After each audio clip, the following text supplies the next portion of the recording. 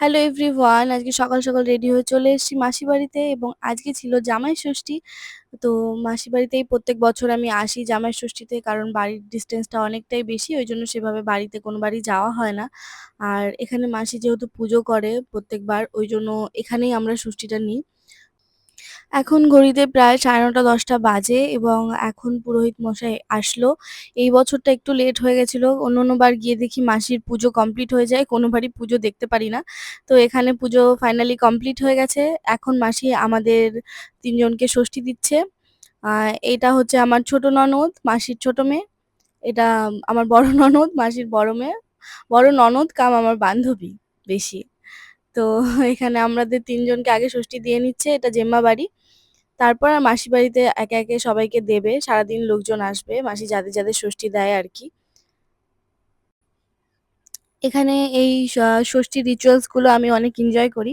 কারণ বাড়িতে ছোট থেকে সেভাবে এরকম আমাদের যেহেতু এই পুজোটা নেই ওইজন্য করা হয় না, দেখিনি। এখানেই এসে ফার্স্ট দেখি আমি। আর এই সুতো পড়াটা সবথেকে স্পেশাল ষষ্ঠীর, যেটার জন্য সবাই এক্সাইটেড থাকে প্রত্যেকবার। ফাইনালি আমার সুতো পড়া কমপ্লিট হয়ে গেছে।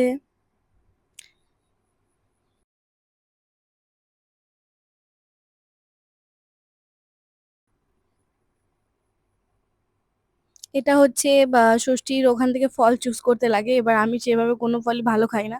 ওইজন্য তাও মাসি জোর করে এটা দিল। এটা খেতেই হবে। এখানকার আ পুজোর যেই ফল ওখান থেকে একটা তো খেতেই হবে। তাই কলাটা দিল, ওটাই খেয়েছিলাম। তাও আমি পরের দিন ভুলে গেছিলাম সেদিনকে খেতে। তারপর আমার বর এখানে চলে এসছে ষষ্ঠী নেওয়ার জন্য। ও দুপুরবেলার দিকে নিয়েছিল ষষ্ঠীটা। আমার আগে নেওয়া হয়ে গেছিল। তো এখানে মাসি ওকে ষষ্ঠী দিচ্ছে। তারপরে এটা পরের দিনের ক্লিপস। এখানে যেহেতু সেদিনকে নিরামিষ ছিল, ওইদিনকে আমরা খেয়ে বিকাল বেলার দিকেই চলে গেছিলাম। তারপরের দিন আবার মাসি আমাদের আসতে বলেছিল।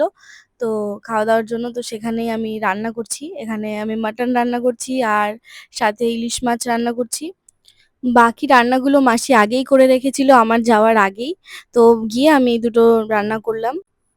তারপর দুপুরে খাওয়া-দাওয়া কমপ্লিট করে আমরা একটু রেস্ট নিয়ে ছাদে চলে এসেছিলাম। দুপুরে অনেকেই এসেছিল, সেভাবে ভিডিও ক্লিপ নেওয়া হয়নি ওইজন্য। তারপরে ছাদে খুব সুন্দর হাওয়া দিচ্ছিল। তো আমরা এটা এনজয় করছিলাম এবং তোমাদের ষষ্ঠী কেমন কাটলো আমাকে জানিও কমেন্টে।